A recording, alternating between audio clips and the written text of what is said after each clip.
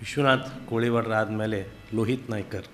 Doctor Ramakant Joshi ಅವ್ರನ್ನ ಕಳೆದ 4 ದಶಕಗಳಿಂದ ಸಮೀಪದಿಂದ ಬಲ್ಲವರೊಳಗೆ ನಾನು ಒಬ್ಬ.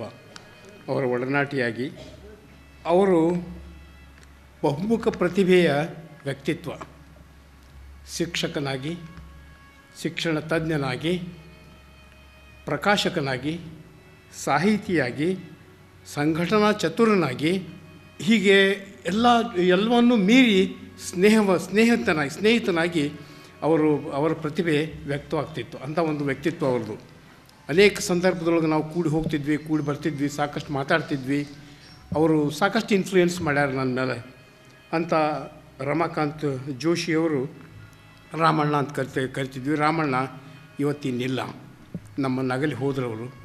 ಅದು ದುಃಖದ ವಿಷಯ. ಅವರಿಗೆ ದೇವರು ಸದ್ಗತಿಯನ್ನು ಕೊಡಲಿ ಅಂತ ನಾನು ಪ್ರಾರ್ಥಿಸ್ತೇನೆ. ನಮಸ್ಕಾರ.